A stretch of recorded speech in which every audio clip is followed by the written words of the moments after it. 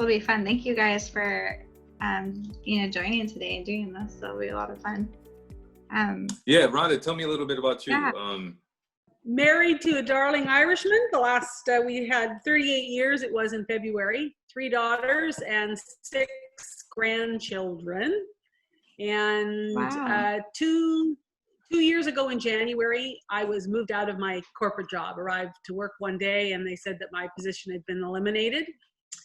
And so this last couple of years has just been figuring out who Rhonda 2.0 is, like what I'm going to do.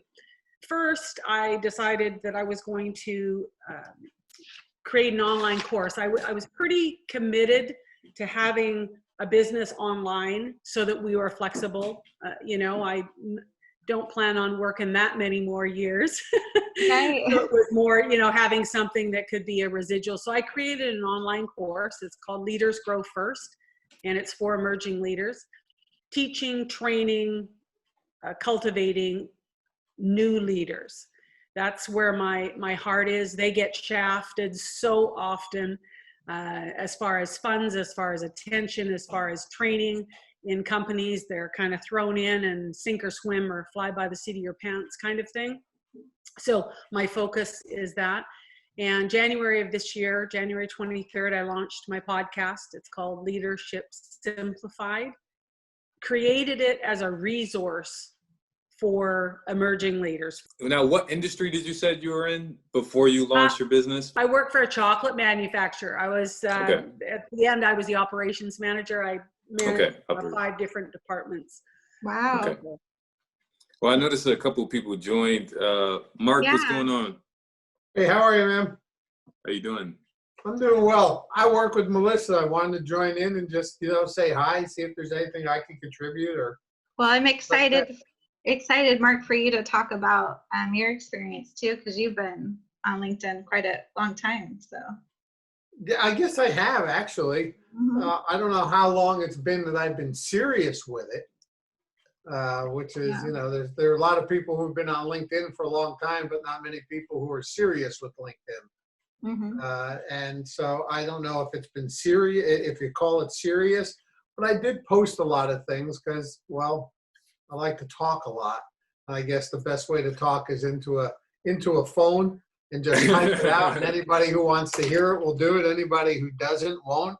And you just go that way. But and again, the focus of what I did on LinkedIn, quite frankly, because I've been in sales for so many years, is just really talk about selling and some of the challenges or some of the things I see that and since I have been doing it for so long, as the profession and the market changes, how tactics and strategies of salespeople have changed either for the good or the not so good.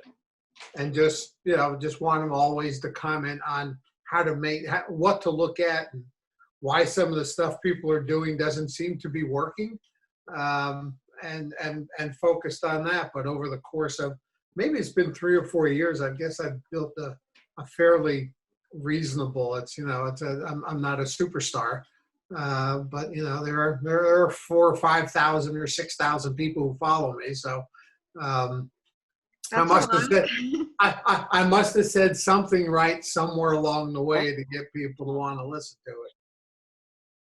Yeah, and then Mark, what's your background a little bit for people that don't know you? Well, I've kind of been just kind of a sales guy for, well, it seems like a century now. It's been a long time. Just the same road up. Got into it. It started in the broadcast business. When I got out of school, it was kind of what I wanted to do, and actually was a producer director in the beginning of my career. Wow. Until I found out that the guys who get to play golf and drink a lot and are the sales guys, and my hand just kind of went up, and I can do that, and so I found that niche of getting into sales through broadcasting, and as I moved up in responsibility through management ranks and larger scale opportunities, and just followed that until I got bored, if you want to Yeah. put it that way, and saw technology as kind of invading and disrupting that business. So I really got into more technology-based selling opportunities with software and hardware, whether that was the old legacy type software or SaaS technologies over the past decade or so, and just continued to move through those and gravitated to smaller companies, either startups or companies that were just getting traction in the market. They're still startups at that level, but they actually had some cash flow. And started to help those companies grow and understand how to grow and how to navigate, find market opportunities, take advantage of those opportunities, and also not be afraid to see that the opportunity that you thought that you had in your head could work better if you change it a little bit. So it's kind of been the background, and now I'm kind of doing what you're doing because I love the idea of what this is, and it's also kind of my gig now. It's not another company's gig. So I've done the self-employed thing. I've had 3 businesses along the way as well. So it's kind of the nutshell, not presented in the grandest fashion whatsoever. I don't think I'm going to get up on a virtual stage and get anybody to go, wow, that was something, but that was it in a nutshell. Well, tell us a little bit about you, Hashad. I mean, for me, I come from, like a competitive family, and when I graduated high school, I thought, like, what am I going to do? Am I going to go to college or what I'm going to do? So I actually decided to go into sales. And my first sales gig, I sold life insurance, and I was number 1 in the office 6 months in a row. My first 6 months, I did pretty well.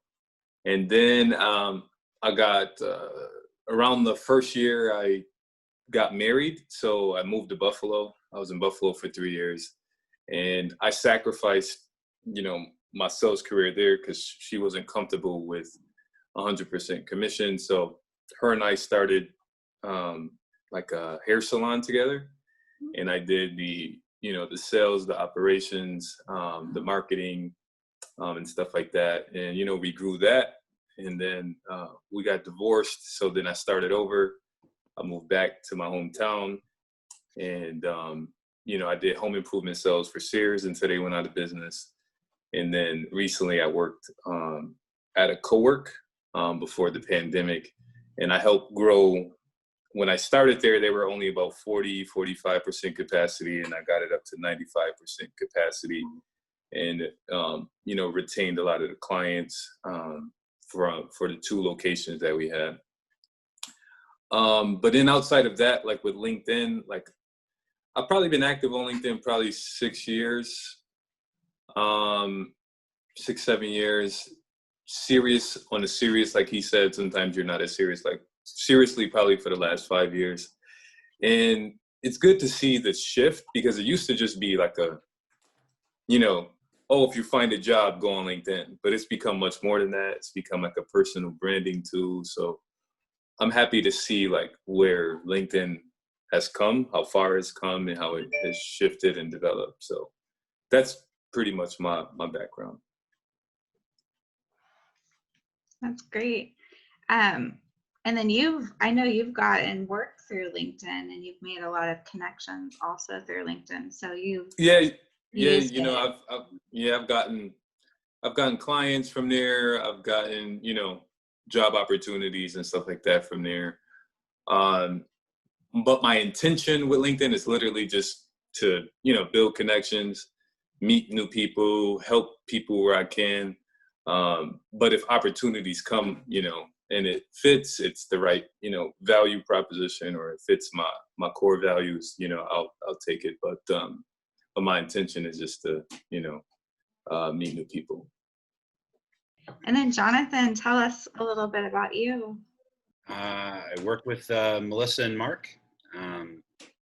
I'm actually pretty invested in LinkedIn. I was an early adopter. My profile goes back to 2002 when they opened their doors, or at least opened to, what the social platform really is. I don't really believe it's a social platform as much as business. It's my one vehicle electronically that I do business, and I'm pretty confident that I've sold over $20 million of business through LinkedIn and those connections back when I was, paid to do such a thing. But I remain active on LinkedIn every day. I don't do it to the degree of a lot of people. I don't pitch on LinkedIn. I don't film a lot of video, but I do use it for the regurgitation of content that we create in our office, that we do for our clients and partners. And I still believe it's the best engine to do business with online. And like Hashad, I really try to make myself a little bit more available for networking and for opening doors.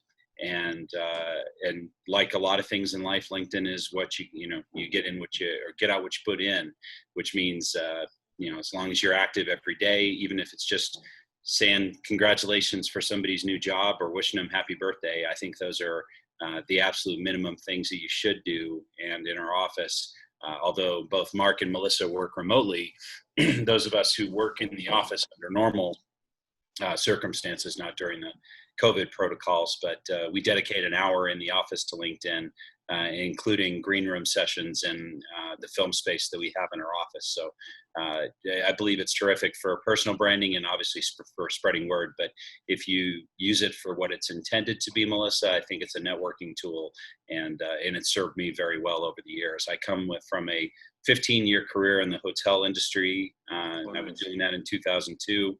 And I've been with site staff since the beginning, and that's been the last 9 years of my life. And I would say I'm probably even less active on LinkedIn, more through our company, but than I was in a kind of a full-time sales role back in the day. But I'm still on it every day, and am pretty dedicated to what it does for our company and what it does for the industries that we serve. So I have been and always will be a big fan of LinkedIn, even though I do think it's not exactly the company it was, pre-sale to Microsoft. But it's still a terrific engine, and I like to think I get out what I put in.